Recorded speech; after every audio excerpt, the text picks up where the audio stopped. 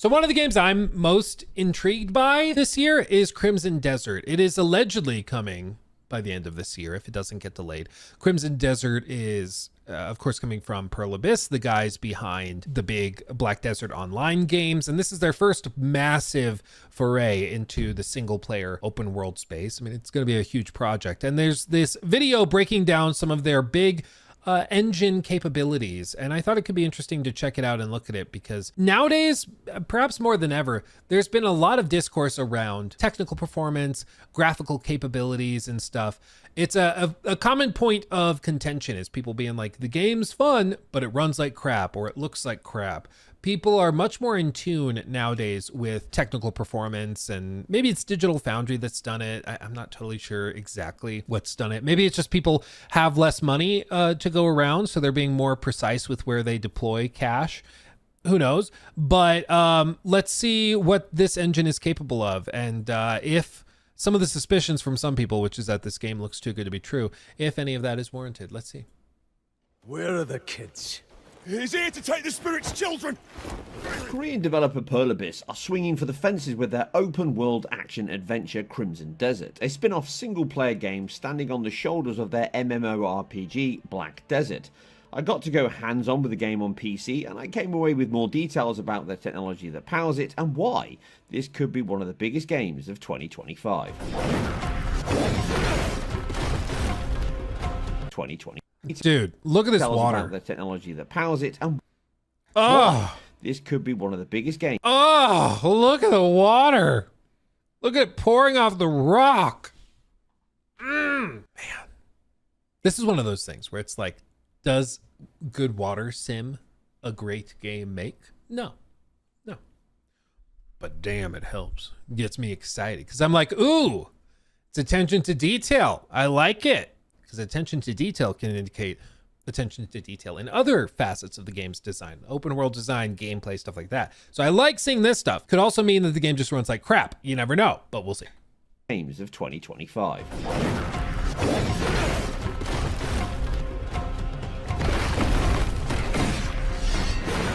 Now, Crimson Desert uses Pearl Abyss's own in-house new proprietary Black Space engine. This new engine is very impressive in the modern world of commercialized and commoditized engines, offering all the modern features and functions of those same competitors. A core pillar is support for multi-platform development, aided by dual API support in DirectX 12 and Vulkan, making it efficient and within the team's full control to harness its benefits across each platform. Another is Okay, that all looks good. GPU, hair, and cloth physics.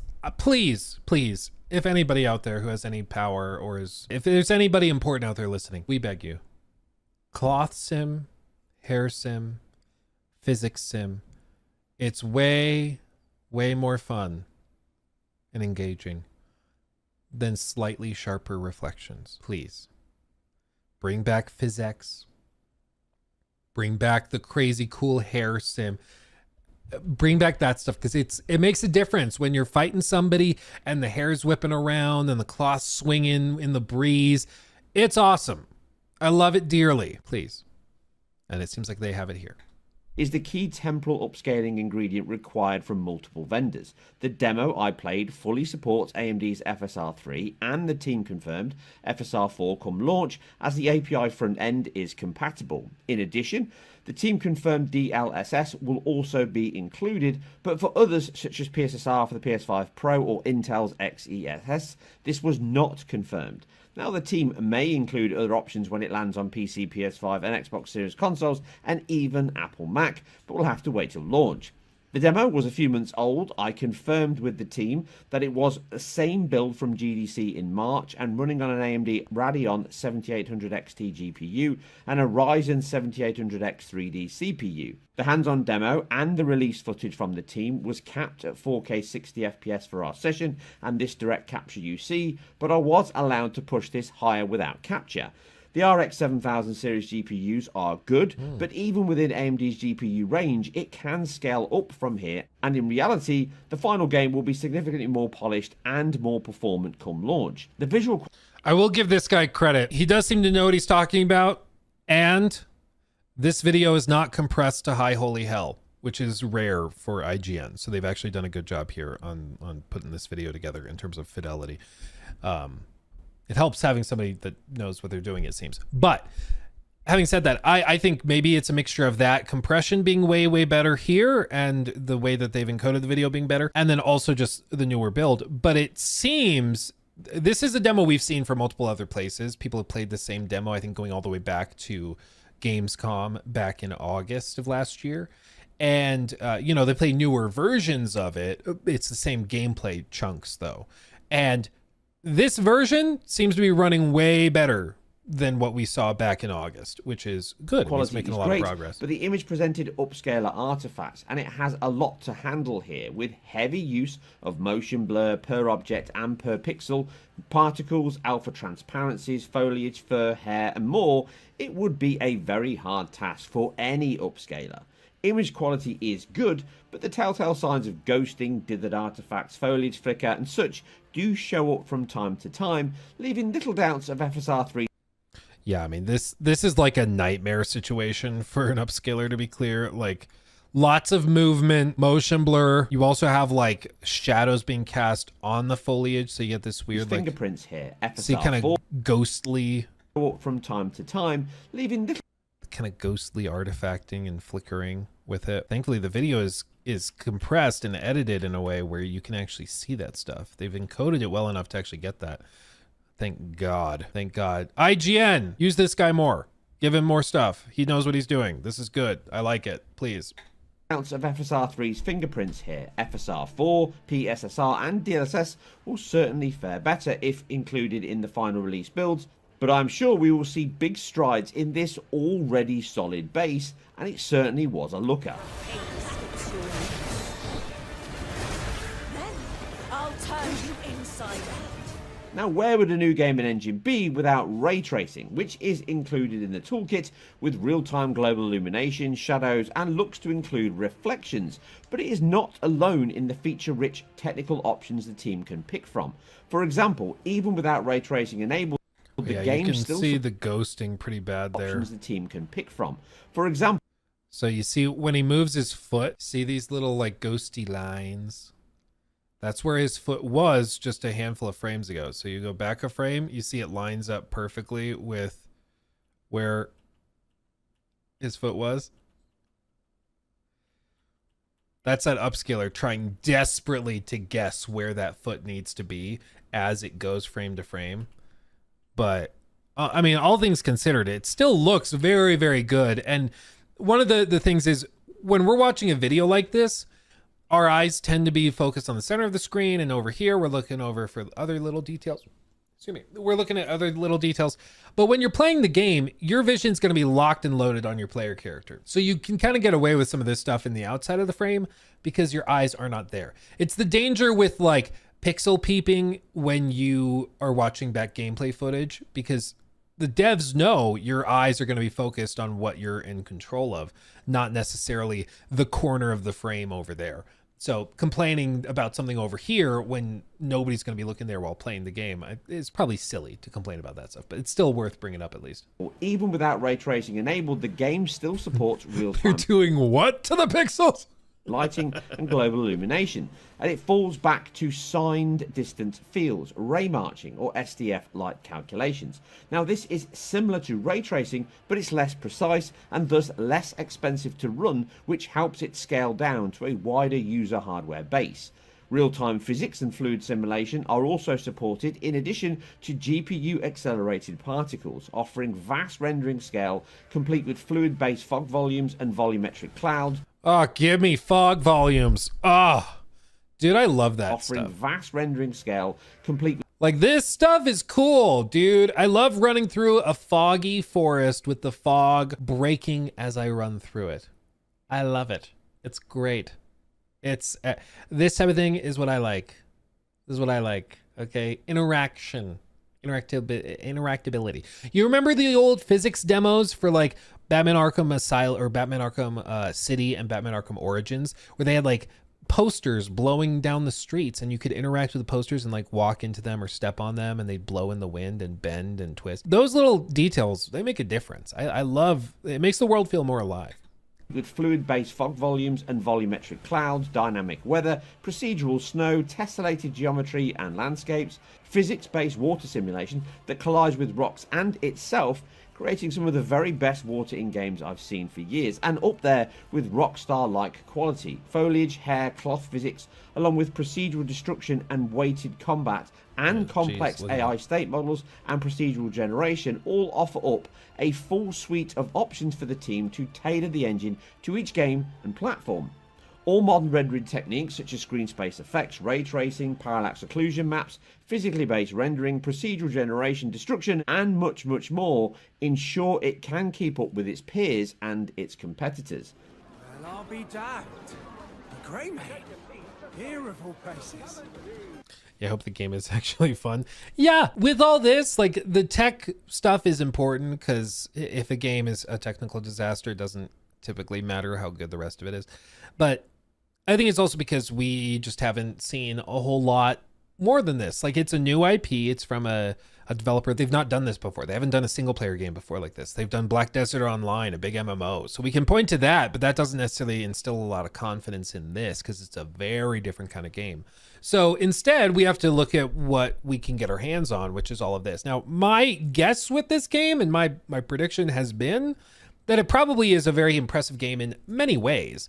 But I do think that, like, the writing will probably be dry. I think it probably is one of those games where it has a lot of, like, mindless fetch quests. I think there's going to be stuff like that, you know, kind of standard things, remnants of the MMO kind of origins of the studio, where you can have a lot of very repetitive, heavy fetch quest style things in an MMO, but in a single player game, people might not tolerate that the same way. They might get frustrated by it much more. So I think there will be things like that that are remnants of their heritage, but I still think it'll be very, very impressive. And if it's even, like, good narratively, we're in for a treat.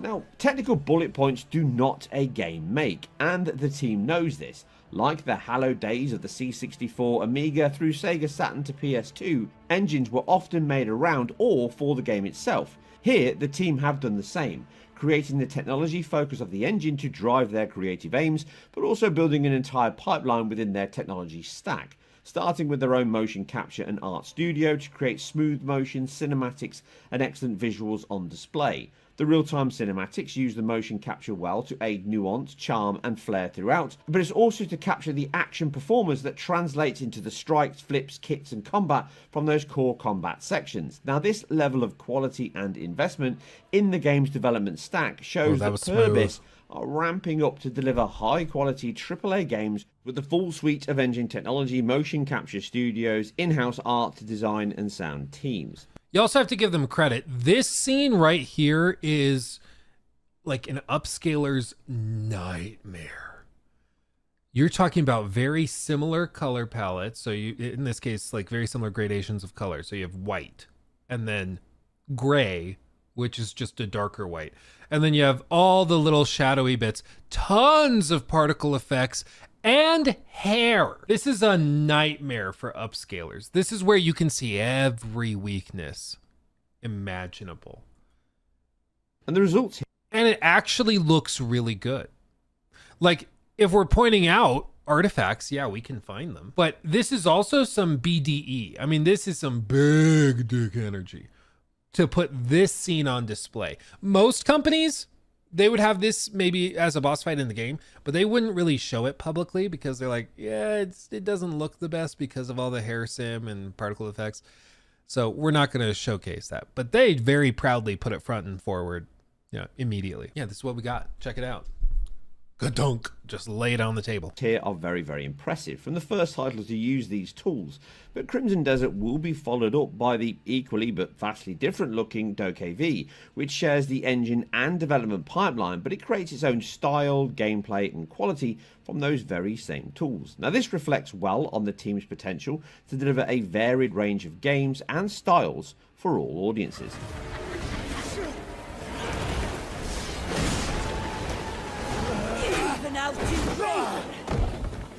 It's crazy that those are the same company. I shall grant you will power.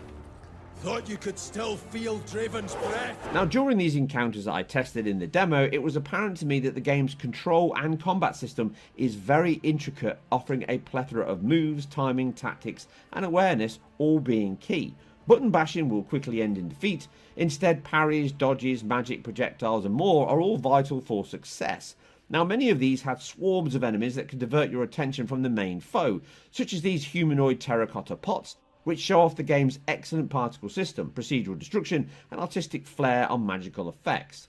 Now, these battles also demonstrates the excellent memory and camera system that they have built, often overlooked in reviews and technical analysis, but the game seamlessly goes from gameplay into real-time cutscene and back into gameplay without any obvious jumps, warps, stutters, or seams.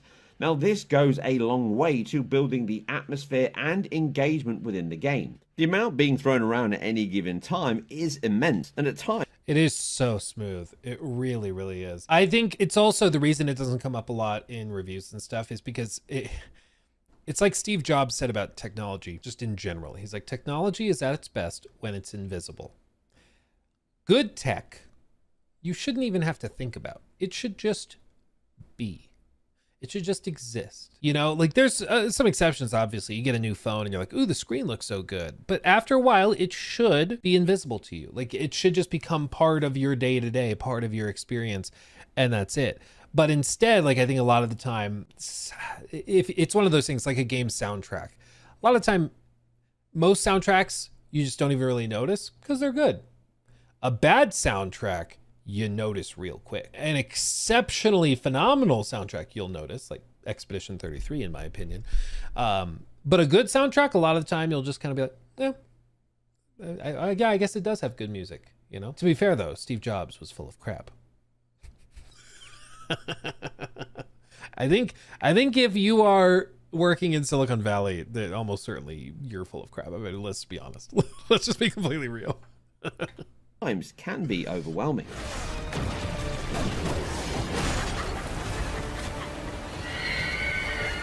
This is where some problems did arise, not least of which was the camera and lock-on. Now, normally not a showstopper in boss battles, but due to the amount of enemies you can face, plus the relentless barrage of attacks you can receive, it made the fights artificially harder as I lost orientation and thus missed strikes, leaving me fighting with the camera, scenery and controls. Now, they need to improve the lock-on and camera system so it tracks the focused enemy and keeps both vertical. That seems like a bug to me more than anything, because you can see he's locking on swings within a finite range, but it's not tracking. This would So I'm guessing that's a bug, because like even some of these controls. Now they need to improve the like he's locked on allegedly to the guy on the far left of the screen. That seems to be a bug to me. Like it's not tracking. So I would hope that's fixed. If that's how it's supposed to work at launch, yeah, obviously we got a major problem, but I'm guessing that's a bug. Lock-on and camera system so it tracks the focused enemy and keeps both vertical and horizontal axis swings within a finite range. This would help balance the frantic style that they aim for while still allowing you to keep your enemies and strikes within range at all times. The character physics from strikes can also be a little floaty on occasion, which needs the physics model to update to reflect more weight and less momentum when hit. And I gave this feedback to the team, and I'm confident that these areas in need of refinement will be improved in the final build.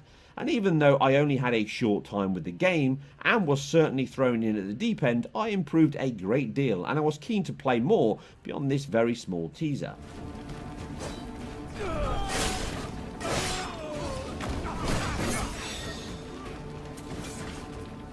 As a technical chap, first and foremost, the level of passion, skill, scale and quality on show here from Pearl Abyss is exceptional. The game offers a romantic mix of character-driven story, open-world adventure that the development team stated to me was more Breath of the Wild than Witcher 3 in design. Excellent yet tough and rewarding combat that is tough but skill-based, with a plethora of moves, timing, skills and awareness within. It relies on melee and magic with pyrotechnics everywhere thanks to that GPU-powered particle system. They have delivered a feature-rich engine that offers all the big options needed to succeed and deliver in the AAA space. A clear passion for the medieval period and the rustic, rugged and magical setting has an authentic feel of that history and period, Combat shows a great deal of variety and skill, the engine can scale up and down by a huge margin, and even though performance and quality could certainly be higher, from a game that still has over 6 months or more of development left behind it for release, it already presents an excellent level of quality and performance with much time left to improve each come launch. Now I do look forward to seeing more from the team and the game in the coming months, and also getting more information on the PS5 and Xbox Series X and S versions to see just how close they come to this high-end PC experience. Maybe... I'm guessing it doesn't come very close. I'm guessing the console versions of this game is going to be like, oh, that's my guess. Especially because they're doing so much with particle effects, and that, like, Pisser, I'm sorry, Pisser does not handle heavy particle effects very well. So even the PS5 Pro, I think, will struggle with it. And so on base consoles, you're probably also rendering at a lower resolution and then trying to do FSR to upscale. I mean, it's just, yeah, the Series S will explode. Yeah. Yeah. Trust in the Pisser tech. Yeah. Trust in the Pisser. It'll get better. Yeah, for sure. But better by the time this launches. I don't know. Just maybe there can be more than one engine after all. Oh, I think this year actually showed, especially with KCD2, it showed that having something other than Unreal Engine, there are real advantages to it. I think, you know, we meme on Creation Engine a lot because it's really bad and really funny, but there are also advantages to having like Bethesda games in the Creation Engine, specifically mods. It's very easy to build mods in that game or in that engine. And that's a super valuable thing, you know, for a company like that and for people who like Bethesda style games. So there's advantages to having, you know, your own proprietary tech and proprietary engines. Of course, we just had Doom, which of course runs in their own engine and looks phenomenal and runs very well. So there's always, at least hopefully, there will always be room for competition. And I think that will be good to have an engine like this that's doing things that other engines are not doing. But, you know, I guess time will tell, because if it launches and runs like crap, all of this is for naught, you know. It doesn't really matter that much, but that's the key. If it runs like crap, all this goes out the window. What game is that? This is Crimson Desert, expected to come out later this year. Funnily enough, I think I actually... Hold on, where to go? I see you. I see you, Will. Will just followed me. And he does PR. Interesting. Interesting. Keeping an eye on you. If you have any opportunities with regard to Crimson Desert, let me know. I'd like to try it myself. But I don't want to have to fly to Germany for Gamescom. Please. Please. He's here. He could be one of us. It could be any one of you. He took my thing.